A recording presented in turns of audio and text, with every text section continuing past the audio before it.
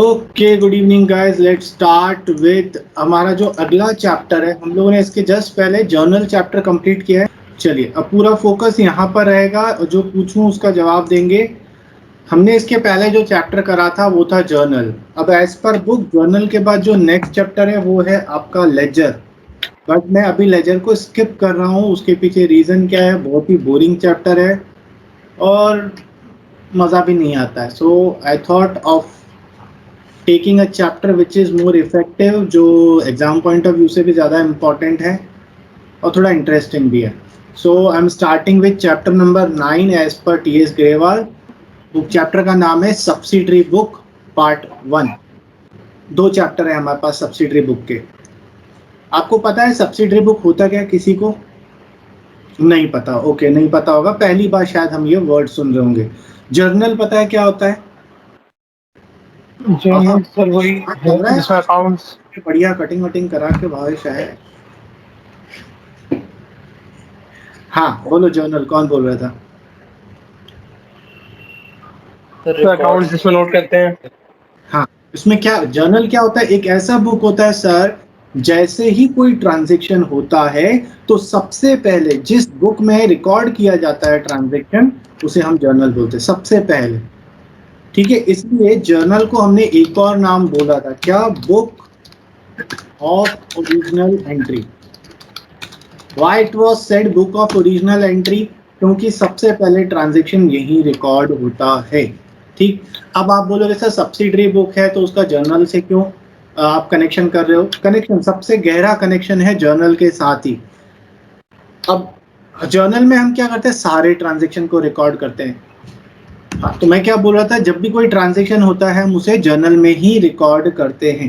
अब सोचिए, सागर गेरे वाले के बारे में सोचिए, नहीं उसके खाने के बारे में नहीं सोचिए, उसके बिजनेस के बारे में सोचिए, अदरवाइज मुंह में पानी आ जाएगा, फिर हम पढ़ाई नहीं कर पाएंगे। सो सागर केरे वाले के पास एक दिन में कितनी बार कैश सेल्स होता होगा? अभी तो 100 कोरोना 150 बार। 100-150 कोरोना बार। में तो कम ही होता होगा। नहीं, उसको इफेक्ट छोड़ देते हैं, नॉर्मल कंडीशन में 100-150 से ज्यादा ही होता होगा। ठीक, चलो फिर भी हम 100 ही लेते हैं अपने कैलकुलेशन को थोड़ा इजी करने के लिए। तो 100 ट्रांजेक्शन होते हैं कौन से? कैश सेल्स के। ठीक, अब उसको क्या करना पड़ेगा? एक दिन में अगर वो जर्नल एंट्री पास करे, रिकॉर्ड करे, तो उसको एंट्री करना पड़ेगा cash account debit to sales account. ये एंट्री एक दिन में कितनी बार करनी पड़ेगी? 100 बार, 100 बार। है ना? एक दिन में 100 बार, एक महीने में 3000 बार और एक साल में 36,000 बार। Same entry, same entry, cash account debit to sales, cash account debit to sales, cash account debit to sale. अब बस यही करते रह गया तो हो गया उसका काम। ठीक, इसलिए वो क्या करता है, उसने क्या करा है, क्योंकि अब बिजनेस बड़ा है, अफोर्ड कर सकते हैं, इसलिए उन्होंने काउंटर मशीन लगवा दी है। अगर यही काउंटर मशीन नहीं लगवाते तो वो क्या करते? एक रजिस्टर लेते, उसमें लिखते जाते आज के दिन में कस्टमर 1, पूरा डिटेल लिखने की भी जरूरत नहीं, कस्टमर 1 200 रुपए का बिल, कस्टमर 2 100 रुपए का बिल, कस्टमर 3 80 रुपए का बिल, कस्टमर 4 70 रुपीज का बिल। इस तरीके से वो क्या करता है, यहाँ से समझो कस्टमर 1 ये एक रजिस्टर बना लेता, उसका 200 रुपए का बिल, फिर कस्टमर नंबर 2 150 का बिल। इससे करके वो जैसे ही कोई आता लिखता जाता, वो कहाँ तक पहुंच जाता? कस्टमर नंबर 100 तक। और इसका जो है वो यहाँ पर जो अमाउंट होगा वो लिख लेगा। और क्या करता, इस पूरे का टोटल करके, ये जितने इसने आज एक दिन में ट्रांजेक्शन करे हैं, इस पूरे का टोटल करके अमाउंट आ जाता जो भी। और 100 बार एंट्री करने के बजाय अगर वो सिर्फ एक ही बार एंट्री करे, cash account debit to sales account, और सीधा टोटल के अमाउंट से एंट्री करे, तो भी काम सही होगा अपना। यस और नो? यस। है ना? तो उसने क्या करा, क्योंकि एक ऐसा ट्रांजैक्शन था जिसका वॉल्यूम बहुत ज्यादा है, वॉल्यूम मतलब नंबर ऑफ ट्रांजैक्शन बहुत ज्यादा होता है, रिपीटेटिव नेचर का है, ऐसे ट्रांजैक्शन के लिए उसने क्या करा, एक रफ बुक बना दी। और वो क्या करता है, for every transaction he do not pass a journal entry. वो उस रफ बुक में या तो एक हफ्ते तक रिकॉर्ड करता रहेगा, या एक दिन में, या एक महीने में, और एक हफ्ते, एक दिन, एक महीने के एंड में टोटल करता होगा और एक सिंगल एंट्री पास कर देगा। यस और नो? तो उसने ये जो अलग से बुक बनाई है, ये अलग से जो बुक बनाई है पर्टिकुलरली किसी एक ट्रांजैक्शन के लिए, ये जो सेपरेट बुक बनाई है इसे ही बोलते हैं सब्सिडरी बुक। सर जो लास्ट एंट्री करेगा वो जर्नल में ही करेगा। ये तो जर्नल में ही होगी, जर्नल में भी करने की जरूरत नहीं है, वो मैं बाद में बताऊंगा, बट हाँ अगर जर्नल एंट्री पास होगी तो एक ही एंट्री पास हो जाएगी। ठीक है। सो ये जो उसने सेपरेट बुक बनाया है इसी बुक को हम लोग बोलते हैं सब्सिडरी बुक। अच्छा सर, मतलब अगर उसने सब्सिडरी बुक बनाई है इसका मतलब जर्नल में एंट्री करने की जरूरत नहीं है? नहीं है। अच्छा, तो सर क्या मैं ऐसे बोल सकता हूं कि subsidiary book is a part of journal? Yes बेटा, यही तो मैं बोलना चाह रहा हूं कि subsidiary book is part of journal, आपके जर्नल का ही एक पार्ट है। जो ट्रांजैक्शन जर्नल में रिकॉर्ड होना चाहिए था, पर क्योंकि उसका नेचर ऐसा था कि वॉल्यूम बहुत ज्यादा है, रिपीटेटिव नेचर ऑफ ट्रांजैक्शन है, पर्टिकुलरली उस ट्रांजैक्शन को अब आप जर्नल में रिकॉर्ड ना करके एक सेपरेट बुक में बना रहे हो। मतलब आपने क्या करा, अपनी जर्नल को डिवाइड कर दिया। आपने अपने जर्नल को डिवाइड कर दिया। कैसे डिवाइड करा? वो ट्रांजैक्शन जो बार बार हो रहे हैं उसके लिए एक अलग बुक बना ली, बाकियों के लिए एक सेपरेट बुक बना ली। आपने अपनी बुक को क्या कर दिया, अलग कर दिया। इसीलिए guys subsidiary book is also known as sub division of journal. Journal का ही एक पार्ट होता है, इसलिए हम उसको क्या बोलते हैं, सब डिविजन ऑफ जर्नल। समझ में आया? इसीलिए क्योंकि सब्सिडरी बुक जर्नल का ही पार्ट है तो हम सब्सिडरी बुक को भी क्या बोल सकते हैं, subsidiary book is also known as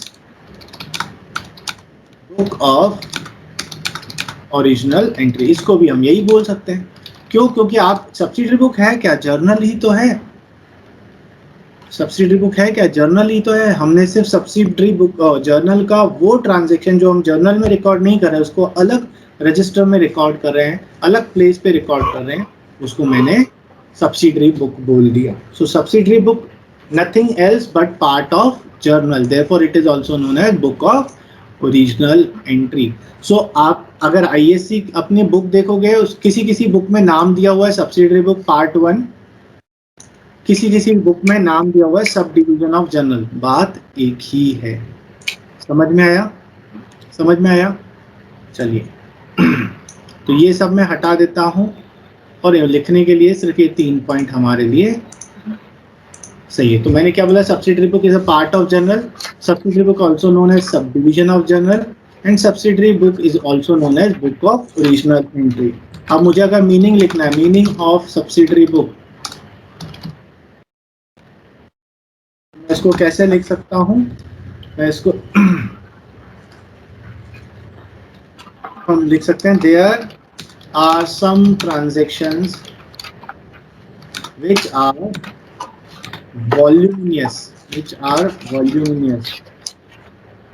in nature, voluminous and repetitive in nature, in order to save the time and the labor,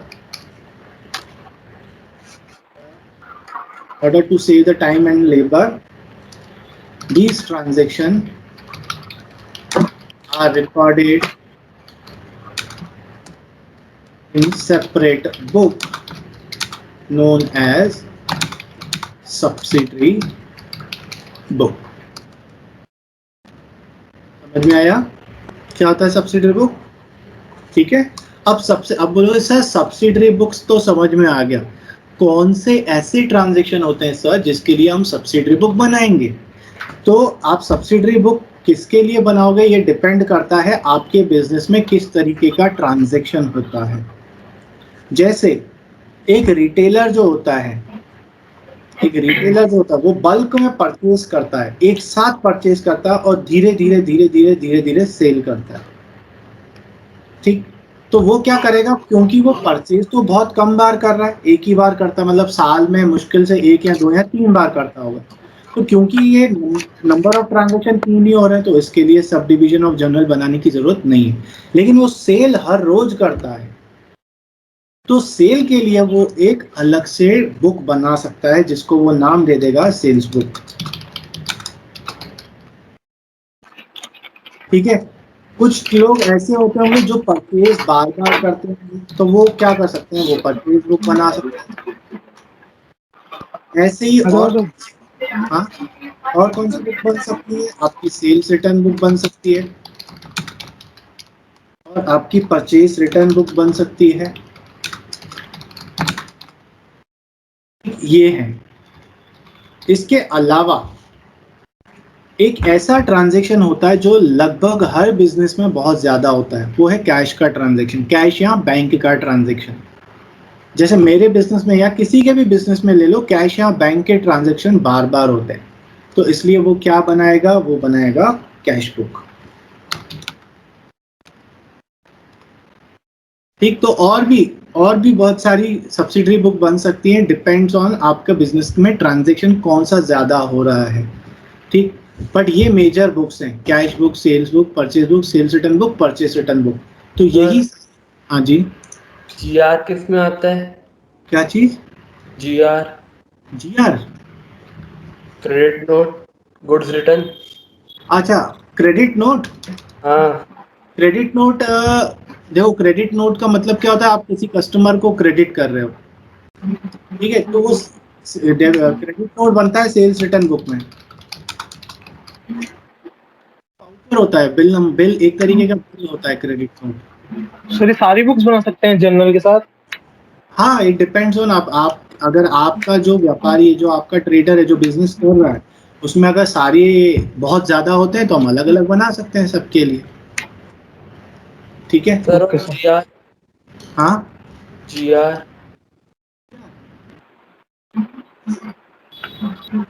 क्या जीआर फुल फॉर्म बताओ मुझे, जीआर क्या बोल रहे हो? सर वो डिफेक्टिव आइटम, गुड्स रिटर्न। हाँ, goods return है ना वो, तो अब डिपेंड करता है वो गुड्स रिटर्न सेल्स रिटर्न हो रहा है कि परचेज रिटर्न हो रहा है। अगर सेल्स रिटर्न कर रहे हो तो सेल्स रिटर्न बुक बनाओगे, परचेज रिटर्न कर रहे हो तो परचेज रिटर्न बुक बनाओगे।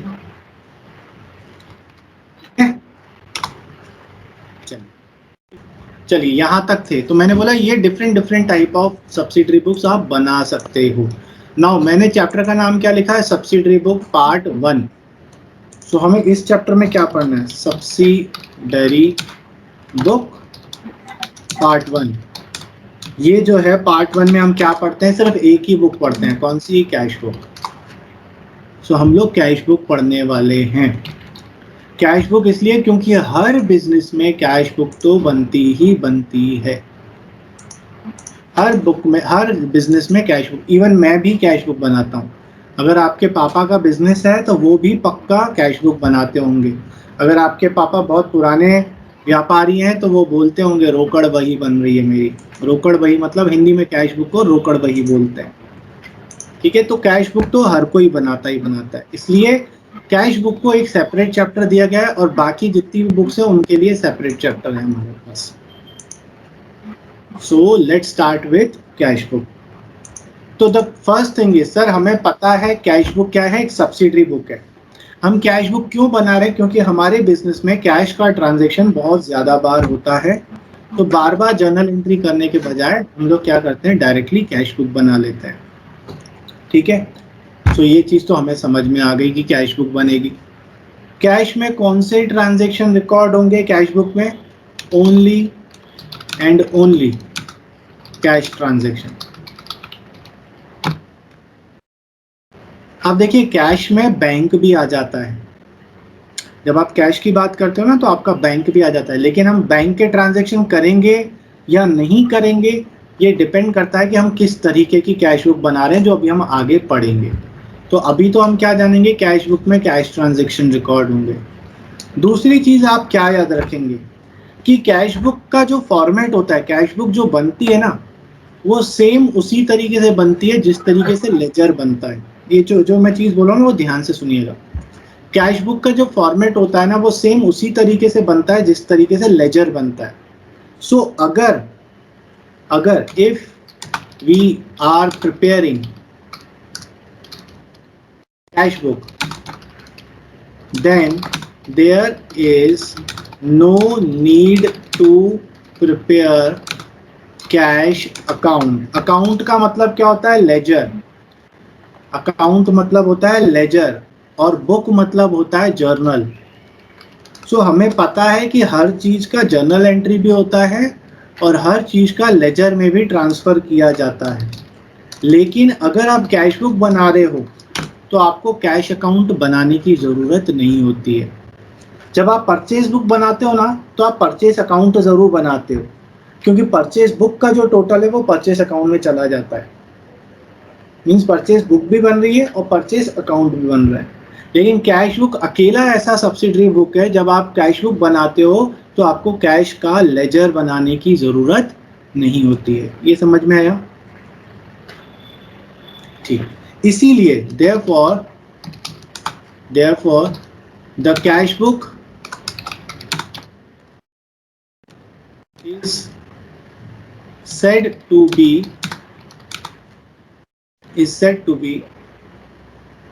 subsidiary book as well as principal book. अब सर ये क्या बात कर दी गाइज? जो जर्नल होता है उसको हम सब्सिडरी बुक बोलते हैं, मैंने आपको बताया ही है. और जो लेजर होते हैं ना, लेजर को प्रिंसिपल बुक बोला जाता है. प्रिंसिपल बुक क्यों बोला जाता है? बिकॉज लेजर में ही फाइनल एंट्री होता है. आपने जर्नल करा, उसके बाद लेजर बनता है, लेजर के बाद वो कहीं ट्रांसफर नहीं होता. तो इसलिए लेजर को प्रिंसिपल बुक भी बोला जाता है. जब हम लेजर पढ़ेंगे तो मैं आपको डिटेल में बताऊंगा why it is said to be principal book. So मैंने आपको ऊपर क्या बोला, जब आप कैश बुक बनाते हो तो आपको कैश अकाउंट बनाने की ज़रूरत नहीं है, क्योंकि आपका कैश बुक ही कैश अकाउंट का काम कर देता है. इसलिए हम बोलते हैं कि हमारा जो कैश बुक है वो सब्सिडरी बुक भी है और प्रिंसिपल बुक भी है. मतलब वो जर्नल का काम भी कर रहा है, लेजर का काम भी कर रहा है. Is it clear?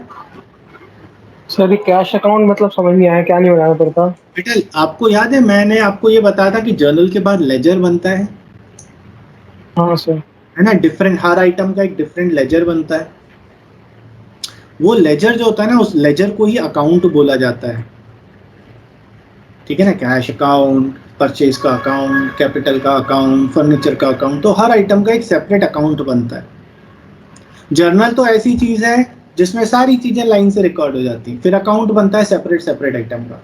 तो मैंने आपको ये बोला कि अगर आप कैश बुक बना रहे हो तो आपको कैश अकाउंट की ज़रूरत नहीं है. मीन्स अगर आप जर्नल में सब्सिडरी बुक बना दी आपने कैश बुक की, तो आपको फिर उसे लेजर में पोस्ट करने की ज़रूरत नहीं है, क्योंकि आपका कैश बुक ही कैश अकाउंट का काम कर देता है. इसलिए फिर मैंने बोला कि therefore the cash book is also said to be subsidiary book as well as principal book. ठीक. Yes. So this was theoretical part. अब इसके बाद थ्योरी में ये है what are the advantages of preparing cash book. Disadvantages ये मैं discuss नहीं करूँगा. ठीक, ये आप पढ़ेंगे खुद ही, क्योंकि ऐसा कोई बहुत उसमें आइंस्टाइन की थ्योरी नहीं है कि मैं आपको बताऊं. अब आते हैं हम जनरल सीधा प्रैक्टिकल पे. Types of cash book.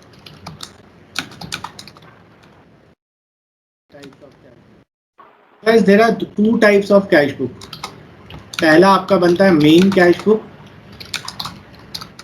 और एक दूसरा आपका बनता है पेटी कैश बुक. एक होती है आपकी मेन कैश बुक, एक होती है पेटी cash book. Main cash book का मतलब क्या है? देखो मैं आपको एक एग्जांपल से समझाता हूँ. मेरा बिजनेस है, छोटे लेवल पे ही चलते हैं, बड़े लेवल पे नहीं चलते. ये मेरा बिजनेस या किसी भी आप लोगों में से किसी के पापा का अगर बिजनेस है तो वो क्या करते हैं, दुकान पे काम करते हैं, सामान खरीदते हैं, बेचते हैं, पैसा आता, लेते हैं, पैसा देते हैं, ये सब होता रहता है. अब इसके अलावा जो आपकी शॉप है पापा का या शोरूम है या जो भी है, वहाँ पर कुछ छोटे छोटे खर्चे भी होते होंगे. तो उन्होंने अपने ऑफिस में कोई प्यून व्यून रख के रखा होगा. कोई कस्टमर आया तो यार भाई साहब के लिए चाय लेकर आओ, ठंडा लेकर आओ, ये फोटो कॉपी करवा के आ जाओ, है ना, ये छोटा सा काम कर आ जाओ, या कोई बाहर चैरिटी के लिए आ गया तो यार उसको 100-200 रुपए दे दिए। तो ये छोटी छोटी चीज़ें। अब आपके पापा या जो आपके बिजनेस का अकाउंटेंट है वो बिजी है किसमें, सारी मेन चीज़ों में। अब बार बार वो जो प्योन है वो छोटे छोटे खर्चों के लिए अगर परेशान कर, अरे साहब 10 रुपए दो, चाय लेकर आनी है कस्टमर के लिए। पापा ने बोला फोटो कॉपी करवा के आ जाओ, आपके पापा ने उसको बोला छोटू को या जो भी प्योन है उसको बोला भैया फोटो कॉपी करवा के आ जाओ, साहब 50 रुपए दे दो, पैसे देने पड़ेंगे। तो अब छोटी छोटी चीज़ों को क्या होगा, हो सकता है पापा ने 50 रुपीज़ दे दिए, अब भूल गए, क्योंकि कहाँ इतना सारा काम संभाल रहे हैं, कहाँ उनको 10-20 रुपए याद रहेंगे, 50 रुपए याद रहेंगे, ठीक है ना। तो ये रिकॉर्ड करना फिर भूल जाते हैं, या फिर उनको तंग भी होना पड़ता है। तो फिर उन्होंने क्या किया, बोला यार ये प्रॉब्लम हो रही है, मेरे को बिजनेस करने में दिक्कत हो रही है। क्यों दिक्कत हो रही है, मैं बैठा हूँ पूरा मूड में, ये बार बार चिंदी चिंदी पैसा मांगता रहता है। ये मेरे साथ भी होता था, मैं क्लास में पढ़ा रहा रहता हूँ, बाहर कोई आया है या कोई चाय वाला आया है तो वो छोटू, मेरा जो यहाँ पे छोटू बैठता था, बोलता था सर वो 15 रुपए तो दे दो, उसको देने पैसे, और मेरा पूरा रिदम टूट जाता। ठीक, कुछ फोटो कॉपी करवाने के लिए मैंने बोला, आ गया छोटू, सब भैया वो 15 रुपए दे दो, मैं फोटो कॉपी करवा के आ जाऊँ। अरे यार क्लास के बीच में तो डिस्टर्ब मत कर। तो मैंने क्या किया, महीने की शुरुआत में 1000 रुपए पकड़ा दिए भाई साहब को। मैंने बोला काम बोलूंगा करते रहना, पैसे मांगने मेरे पास बार बार नहीं आना। 1 महीने का एंड पर मैं पूरा हिसाब किताब मांगूंगा कि उस 1000 रुपए का तुमने क्या किया। तो मैंने क्या करा, जो मेन कैश है, जो मेन एक्टिविटीज है मेरी, वो मैं मेंटेन कर रहा हूँ, लेकिन ये छोटे मोटे खर्चे कौन मेंटेन कर रहा है, वो छोटू। तो वो जो छोटू, अब एक कैश बुक मैं भी बना रहा हूँ जिसमें मैं सारी अपने ट्रांजेक्शन रिकॉर्ड कर रहा हूँ, और एक कैश बुक वो छोटू भी बना रहा है जिसमें वो उस 1000 का हिसाब किताब कर रहा है। तो जहां वो छोटू हिसाब किताब कर रहा है 1000 का, उसे हम बोलेंगे पेटी कैश बुक, और जो मैं हिसाब कर रहा हूँ उसको बोलूंगा मेन कैश बुक। समझ में आया? So Yes. Main cash book business के main transaction, petty cash book छोटे मोटे ट्रांजेक्शन के लिए बनते हैं। ठीक, तो अब हम पहला फोकस करेंगे मेन कैश बुक पर। Main cash book. अब गाइस मेन कैश बुक को बनाने का तरीका, methods of preparing main cash book. So 3 method होते हैं, लेकिन अच्छी बात क्या है, इसमें से एक मेथड जो एक्चुअली डिफिकल्ट भी था वो हमारे सिलेबस का पार्ट नहीं है।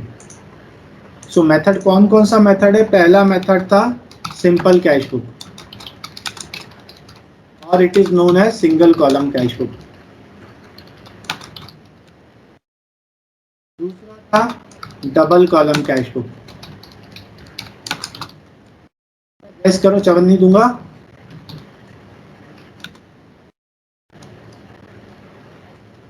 Triple column cash book. Wow, you are so intelligent. ठीक है, तो 3 टाइप के कैश बुक अपने बनते थे। पहला single column simple cash book, double column cash book, और ट्रिपल कॉलम, जिसमें से ये ट्रिपल कॉलम जो है अब हमारे सिलेबस का पार्ट नहीं है। तो ये फुर्सत हो गई अपने को, क्योंकि बहुत दिक्कत देता था, टाइम कंज्यूमिंग था। कर तो लेते थे बट टाइम कंज्यूम करता था। तो हमें क्या करना है, सिंपल कैश बुक सीखनी है और डबल कॉलम कैश बुक। तो let's start with simple cash book. Cash book में क्या रिकॉर्ड होता है? Simple cash book guys, simple cash book में हम क्या रिकॉर्ड करते हैं? सिंपल कैश बुक में only and only pure cash transaction. मतलब क्या, इतने ओनली क्यों बोल रहे? बिकॉज जब आप कैश की बात करते हैं ना तो बैंक भी इंक्लूड होता है, यहाँ पर बैंक के ट्रांजेक्शन नहीं इंक्लूड है।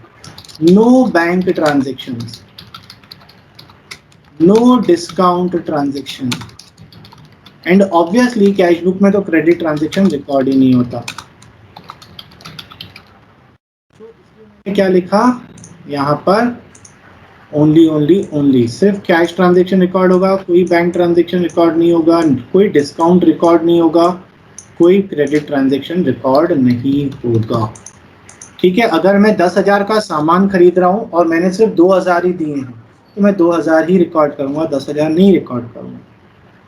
तो कहां पर रिकॉर्ड होगा फिर वो बाकी का 8,000 सर? उसके लिए जर्नल बन रहा है ना। तो कैश बुक क्यों बना रहे हो? कैश ट्रांजेक्शन के लिए। तो जब कैश इन्वॉल्व है तो ओनली कैश बुक में रिकॉर्ड कर दीजिए, और जितना कैश इन्वॉल्व नहीं है उतना आप जर्नल में जाके रिकॉर्ड कर दीजिए। ठीक। सो इतना तो हमें समझ में आ गया। Now let's see the specimen of simple cash book. कैसे आप कर बनाओगे? सबसे पहला कॉलम डेट का, नहीं, पहले तो आप ऊपर हमेशा की तरह क्या लिखोगे? In the books of. In the books of जो भी बिजनेस होगा आपका, जैसे तुलसन एजुकेशन हब ले लेते हैं, मेरी कैश बुक अगर बन रही है तो नीचे लिखेंगे हम लोग, यहाँ पर लिख लेंगे कैश बुक, और यहाँ पर हम लोग लिख लेंगे डेट। फिर नेक्स्ट कॉलम बनेगा अपना पर्टिकुलर्स, ध्यान से देख लेना पहले। फिर आप यहाँ पे लिखते हैं वाउचर नंबर। नेक्स्ट कॉलम बनता है आपका LF, फिर बनता है अमाउंट, और सेम इसी तरीके से यहाँ भी हो जाएगा।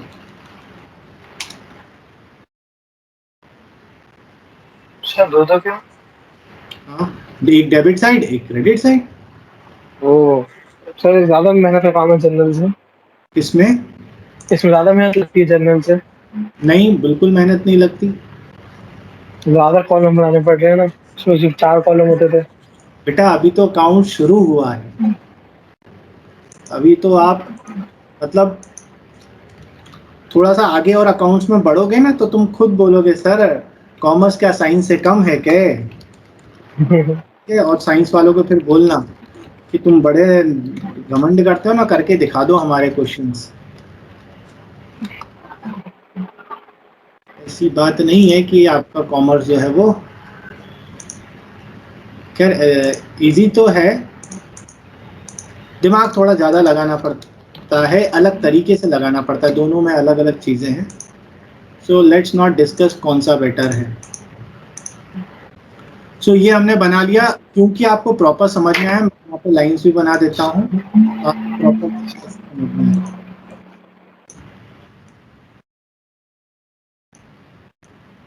आप चाहो तो बना लो साथ में, बिकॉज जितना बनाने की प्रैक्टिस करेंगे उतना स्पीड बढ़ेगा हमारा। अकाउंट्स में सबसे ज़्यादा बड़ी गलती बच्चे यही करते हैं कि जब हम लोग प्रैक्टिस कर रहे होते हैं, सीख रहे होते हैं, तब हम फॉर्मेट्स बनाते नहीं हैं। फिर एग्ज़ाम में फॉर्मेट बनाना कंपलसरी होता है तो हमारी स्पीड नहीं होती है, तो फिर पेपर छूट जाता है। तो अकाउंट्स के पेपर में बच्चों के साथ यही होता है, सर पेपर छूट गया मेरा। सो कुछ इस तरीके से आपका कैश बुक दिखाई देगा, ये वाला डेबिट साइड है, ये वाला क्रेडिट साइड है। सर वर्टिकल में तो आएगा ही नहीं है। वर्टिकल में नहीं आएगा तो आप अपने डबल पेज यूज करिए, या कॉपी को आप हॉरिजॉन्टल कर लीजिए, जैसे अकाउंटिंग इक्वेशन के वक्त कर रहे थे हम लोग। पर मैं हमेशा बोलता हूँ कि 2 पेज यूज करो, अगर आपके पास आप अफोर्ड कर सकते हो तो। अफोर्ड तो सब लोग रहे हैं, भगवान की दुआ है आपको, ठीक है, तो अफोर्ड कर सकते हैं। 2 पेजेस इसलिए बोलता हूँ, एक पेज में 2 क्वेश्चन हो ही जाएंगे, आधा एक में आधा दूसरे में। पर क्या है, जब हम हॉरिजॉन्टल करते हैं ना, तो क्योंकि अलाइनमेंट चेंज हो जाता है लाइंस का, तो थोड़ा सा गंदा दिखता है, दैट्स द ओनली रीजन। चलिए अब बात आती है सर एंट्री कैसे करेंगे। एंट्री करने के लिए आपको सबसे पहले तो ये ध्यान देना है जो मैंने आपको बताया। क्या बताया? कि भैया सिर्फ कैश ट्रांजैक्शन रिकॉर्ड होगा। अब सर रिकॉर्ड कौन सा आइटम कौन से साइड पे रिकॉर्ड होगा? सो गाइस हम लोग ये rules of debit and credit में पढ़ चुके हैं। कैश अकाउंट कौन सा होता है? रियल अकाउंट होता है, या फिर आप इसको अगर balance sheet method, modern method से जाओगे तो आप इसे एसेट बोलते हो। और रूल क्या होता है एसेट का या रियल अकाउंट का? रूल क्या होता है? रियल अकाउंट क्या बोलता है?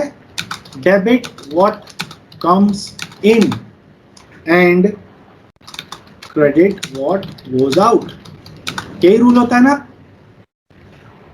सो कैश पर भी यही रूल लगेगा, debit what comes in, credit what goes out. Sir मतलब क्या? मतलब ये है कि जब कैश आएगा, रोकड़ा आएगा, मजा आएगा, तो हम उसको डेबिट कर देंगे। सो डेबिट साइड को रिसिप्ट साइड भी बोला जाता है।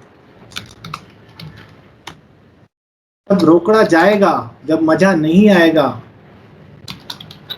ठीक है, तो हम क्रेडिट साइड पे लिखेंगे, इसको हम पेमेंट साइड में बोलते हैं। सो आपका जो डेबिट साइड है, इसको रिसिप्ट साइड भी बोला जाता है, और क्रेडिट साइड को,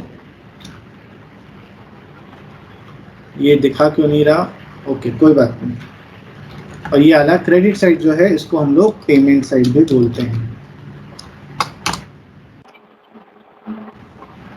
ठीक है,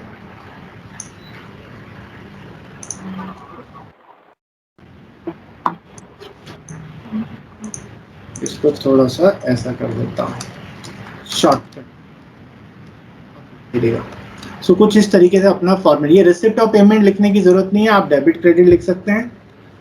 तो आपके पास ऑप्शन नहीं है, या तो रिसिप्ट और पेमेंट लिखिए या तो डेबिट और क्रेडिट लिखिए, आपकी मर्जी है, चल जाएगा दोनों से काम।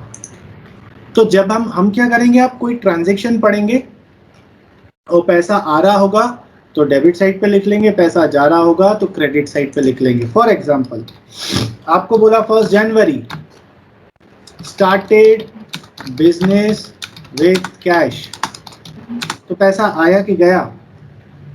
आया।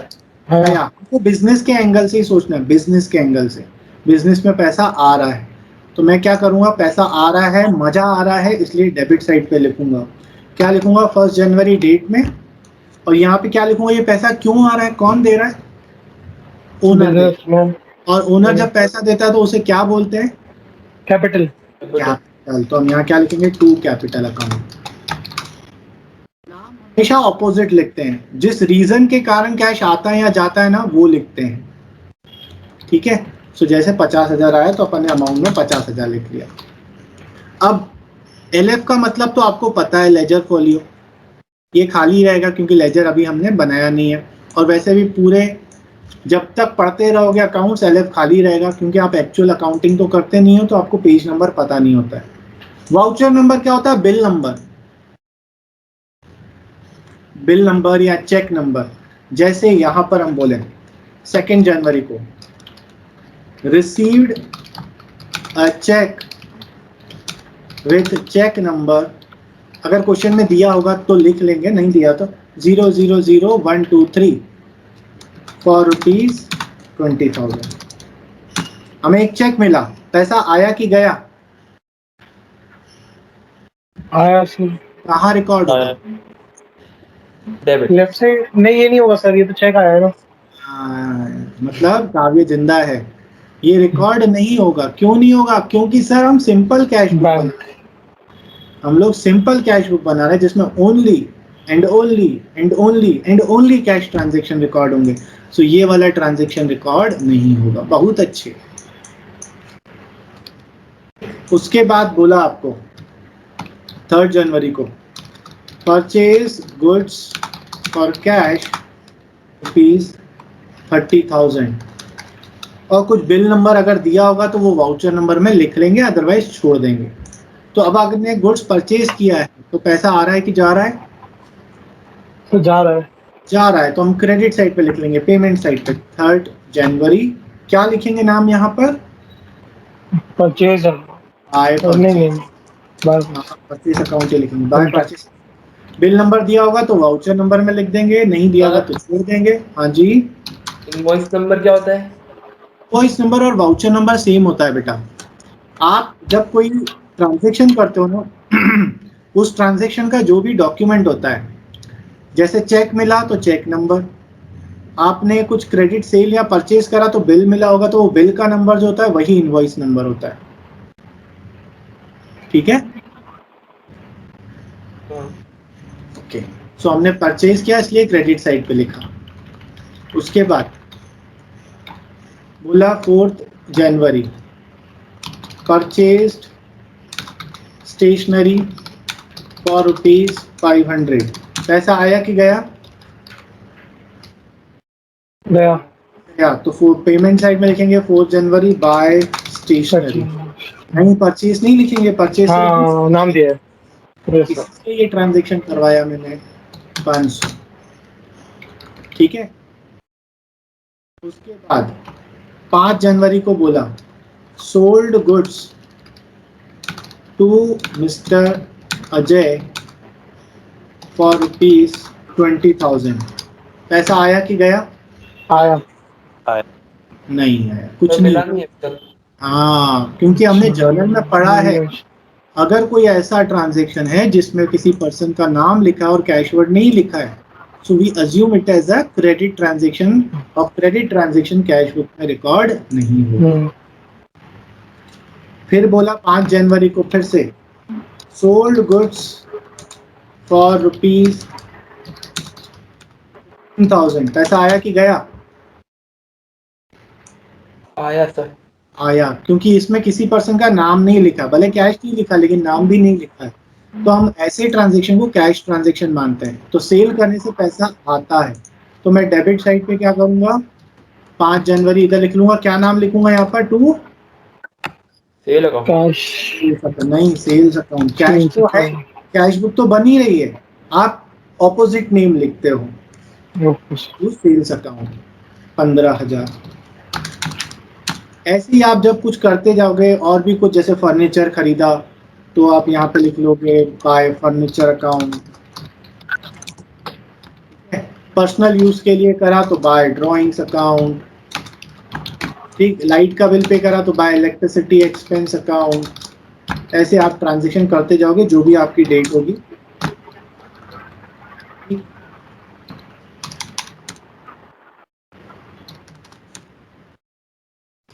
इस तरीके से ये जब आपका पूरे सारे ट्रांजैक्शन हो जाएंगे, फिर आप क्या करेंगे, दोनों का बैलेंसिंग करेंगे। बैलेंसिंग का मतलब होता है कि बैलेंस फिगर निकालना, कितना कैश बचा हुआ है। तो बैलेंसिंग करने के लिए आप क्या करना, दोनों साइड पहले एक बार देखना और देखना किस साइड का टोटल बड़ा होगा। तो हमें दिख रहा है कि डेबिट साइड का टोटल बड़ा होगा, तो सबसे पहले वही साइड का टोटल लगाएंगे अपन।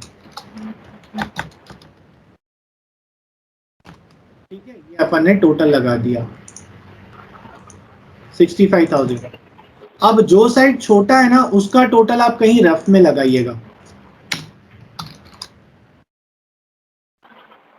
कहीं रफ में टोटल लगाएंगे अपन।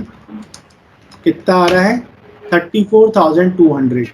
तो अब हमारा बैलेंस बच जाएगा। तो हम क्या करेंगे, यहाँ पर हम लिखेंगे by balance C by D. ये सी बाई डी क्या होता है बताता हूँ, by balance C by D. और यहाँ पे क्या लिखेंगे, हमारा डेबिट साइड का टोटल था 65,000, क्रेडिट साइड का टोटल हमने रफ में निकाला 34,200, तो बैलेंस कितना बच गया, 30,800। और टोटल सेम आएगा दोनों का। जो बैलेंसिंग फिगर था वो बैलेंस में लिख लिया है, but the total of debit and credit should always be equal.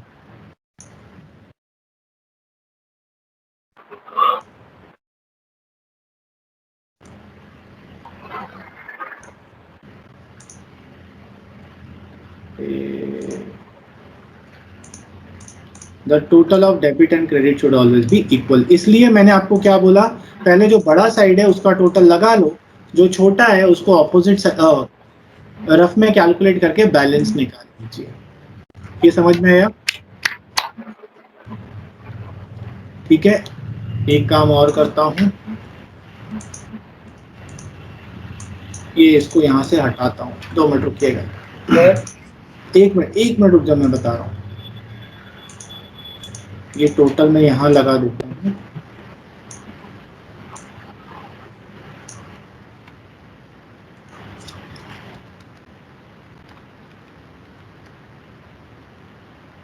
हाँ बोलो। सर ये इलेक्ट्रिसिटी एक्सपेंस तो पेटी वाले में आएगा ना? नहीं यार, वो डिपेंड करता है कि आप पेटी कैश बुक बना रहे हो कि नहीं बना रहे हो। जब तक आपको क्वेश्चन में बोला नहीं है तब तक आप सारे कैश ट्रांजेक्शन नहीं लिखोगे। हाँ, अब मैंने इसको क्यों ऊपर किया, क्योंकि ये जो अच्छा, पहले तो बैलेंस सी बाई डी का मतलब समझ ले क्या होता है। सी बाई डी का मतलब होता है कैरीड डाउनवर्ड।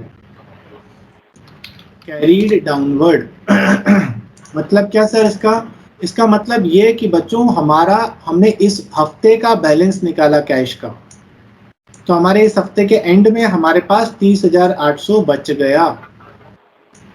अब जो नेक्स्ट हफ्ता शुरू होगा वो इस 30,800 से शुरू होगा। तो ये जो 30,800 है ये कैरी हो जाएगा ऑपोजिट साइड पर नेक्स्ट महीने इधर। तो हम क्या सर करेंगे, अगर एक मिनट रुको पहले देख लो। अब जैसे 7 जनवरी पे हफ्ता खत्म हुआ तो 8 जनवरी से नेक्स्ट हफ्ता शुरू होगा और यहाँ पर हम लिख लेंगे to balance B by D 30,800 और फिर अपन बाकी के ट्रांजेक्शन्स करते जाएंगे। ये बी बाई डी का मतलब क्या होता है, ब्रॉड डाउनवर्ड, ब्रॉड डाउनवर्ड।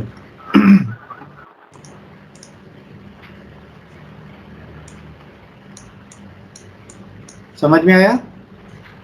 अब पूछो। सर पहले ऐसा हो सकता है नहीं, क्रेडिट ज्यादा हो गए हो, डेबिट कम हुआ हो। हाँ, अब ये तुम बोल रहे हो सर, हो तो कुछ भी सकता है, लेकिन एक चीज और याद रखिएगा, cash book, cash book, cash column मतलब अगर आप प्योर कैश बुक बना रहे हो will always have a debit balance. ठीक है, मतलब कैश बुक का जो कैश कॉलम होता है, कैश कॉलम मतलब जो आप प्योर कैश बना रहे हो जिसमें बैंक इन्वॉल्व नहीं है, उसका कभी भी क्रेडिट साइड बड़ा नहीं हो सकता है। क्योंकि क्रेडिट साइड बड़ा होने का मतलब क्या है कि आपके पेमेंट्स ज्यादा हो गए। मेरे पास जितना पैसा है उससे ज्यादा पैसा आप किसी को दे सकते हो क्या? नहीं दे सकते। ठीक है। उससे ज्यादा मतलब मेरे पास 20 रुपए हैं, मैं किसी को 30 रुपए दे सकता हूं क्या?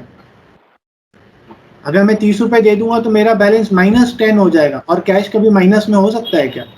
क्या आप बोल सकते हो अरे सुनो मेरे पास -10 रुपए है ना? So cash can not have a credit balance. Credit balance मतलब क्रेडिट साइड कभी बड़ा नहीं हो सकता। इसलिए मैंने क्या लिखा, लॉस में जाते तो हैं, हाँ बिजनेस लॉस में जाते तो हैं। देखो बेटा, हम लॉस की बात नहीं कर रहे, हम कैश की बात कर रहे हैं। लॉस में कैसे जाते हो, तुम्हें अगर पेमेंट करना है और तुमने अगर पेमेंट किया है तो आपके पास कहीं से कैश आया होगा, उधार लिया होगा, उधार लिया होगा तो भी कैश होगा ना। हम यहाँ कैश की बात कर रहे, लॉस की बात नहीं कर रहे। समझ में आ रहा है मनस? Yes sir. कि मैं और उसको एक्सप्लेन करूं? सर आ रहा है यार। So cash book can not have a negative balance. Cash का नेगेटिव बैलेंस कभी हो ही नहीं सकता है। कैश बुक का cash column will always have a debit balance, मतलब उसका हमेशा डेबिट साइड ही बड़ा होगा। बैंक में ऐसा हो सकता है, क्यों? क्योंकि बैंक हमें लोन की फैसिलिटी या ओवरड्राफ्ट की फैसिलिटी देती है, वो हम पढ़ेंगे आगे।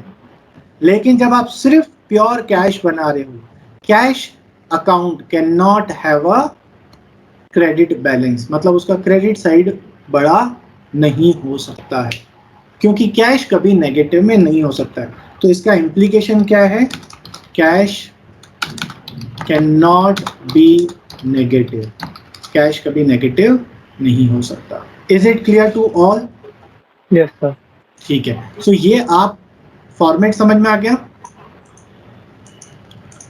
अभी आप इसको लिख तो लेंगे, बट उसके पहले मेरी एक बात और सुन लीजिए। अभी आप ये मत लिखिए, अभी आप डायरेक्टली क्या करेंगे, हम लोग मैं आपको छोटा सा क्वेश्चन दूंगा, आप वो करेंगे डायरेक्टली।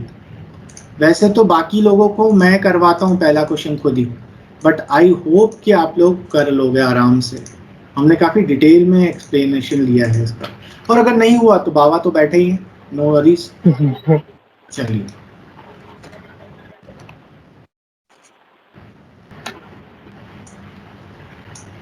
Okay guys. कराना है। हाँ, क्या बोल रहा है? Enter the following transaction of mister Ripinder Delhi in the single column cash book and balance it. बनाइए single column cash book, proper format में बनाइएगा गाइस प्लीज, भले टाइम ज्यादा लग जाए, कोई चिंता नहीं है। एक बार फॉर्मेट दिखा दीजिए एक सेकंड। हाँ, सर क्वेश्चन। हाँ, सर फ्राइड क्या होता है? फ्राइट का मतलब होता है ट्रांसपोर्टेशन का खर्चा। सर हो गया। सर वो भी लिखना है, कैरी फॉरवर्ड वाला, कैरी डाउनवर्ड वाला? जैसा जितना मैंने लिखा है ना उतना पूरा लिखना है। बैलेंस सी बाई डी भी लिखना है और उसके बाद ये बैलेंस बी बाई डी भी लिखना है। नहीं लिखोगे आधा मार्क्स काट देगा टीचर। सर हाँ बेटा। सर ये पेड फ्लाइट वाला एक बार फिर से बता दो। बेटा पेड फ्राइट मतलब ट्रांसपोर्टेशन आपका खर्चा है, तो आप पेमेंट साइड पे लिख दो बाय फ्राइट करके। ओके। अच्छा, अब एक दूसरी बात और याद रखेंगे काव्य, देखो मैंने जब यहाँ टोटल किया तो Yes, sir. टोटल के ऊपर और नीचे लाइंस होना चाहिए, प्लस जो टोटल होता है ना उसके नीचे डबल अंडरलाइन होना चाहिए। देखो ऐसा अकाउंट्स में Okay, डबल sir. अंडरलाइन का मतलब होता है फाइनल टोटल। ठीक ओके है, सर। बाकी सब सही है। टोटल के को ऊपर नीचे अंडरलाइन करो और नीचे से डबल अंडरलाइन करो। देखिए कुछ ऐसा बनेगा। सर 2018 में लिखना है? हाँ लिखो तो अच्छा है, फॉर्मेट प्रॉपर तो यही है।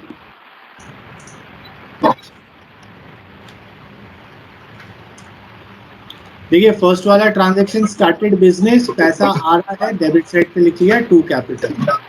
सेकंड वाला ट्रांजैक्शन परचेज फर्नीचर, पैसा जा रहा है,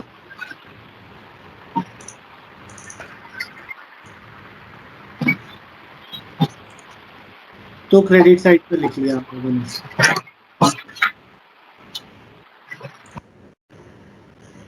और उसके बाद थर्ड वाला transaction purchase goods for cash, again credit side पे लिख लिया। पेड फ्रेट, पैसा जा रहा है। सोल्ड गुड्स फॉर कैश, पैसा आ रहा है, डेबिट साइड पे लिख लिया। और paid to Ramesh, credit side पे रमेश लिख लिया। Sold goods for cash again to sales लिख लिया, डेबिट साइड पर पैसा आ रहा है। फिर पेड वेजेस, क्रेडिट साइड पे लिख लिया। अब जो 25 जनवरी क्या बोला है, purchase goods from Raj on credit, उधार पे खरीदा, तो ये ट्रांजैक्शन तो रिकॉर्ड ही नहीं होगा क्योंकि ये क्रेडिट ट्रांजैक्शन है। फिर 31 जनवरी पेड रेंट बाय चेक, ये भी रिकॉर्ड नहीं होगा, क्यों? क्योंकि ये बैंक ट्रांजैक्शन है। ठीक है, सो जब आप सिंपल कैश बुक बनाते हो आप प्योरली कैश ट्रांजैक्शन को ही रिकॉर्ड करते हो। ठीक है, सबको क्लियर है? Yes sir. ओके, तो आज के लिए अपन इतना ही करते हैं। आज हमने क्या क्या पढ़ लिया? हमने पढ़ा कि सब्सिडरी बुक क्या होता है और कौन से ट्रांजैक्शंस के लिए बनता है। फिर हमने सब्सिडरी बुक के डिफरेंट नेम्स देखे, फिर मीनिंग भी मैंने आपको बताया, और किस किस तरीके की सब्सिडरी बुक बन सकती है ये भी हमने डिस्कस करा। फिर मैंने आपको बोला कि भाई साहब हम लोग सब्सिडरी बुक पार्ट 1 कर रहे हैं विच इज़ कैश बुक। क्या होती है कैश बुक वो मैंने बताया। फिर मैंने आपको ये भी बोला कि जब आप कैश बुक बनाते हो तो कैश अकाउंट, ये इंपॉर्टेंट चीज़ है। ठीक है ना, क्यों? क्योंकि यहाँ से है ना क्वेश्चन बनते हैं 1 मार्क्स वाले। ट्रू और फॉल्स पूछ सकता है आपसे, cash book is a subsidiary book as well as principal book, true और फॉल्स। यहाँ why cash book is a subsidiary book as well as principal book, because when we prepare cash book there is no need to prepare the ledger of cash, that is cash account, therefore it is known as cash book as well as subsidiary book. फिर मैंने आपको बोला कि types of cash book दो होती हैं, main cash book, पेटी cash book. Main cash book सारे मेन ट्रांजेक्शन के लिए, पेटी कैश बुक स्मॉल ट्रांजेक्शन के लिए, टाइम को बचाने के लिए। और भी बहुत सारे रीजन होते हैं जब हम पढ़ेंगे पेटी कैश बुक।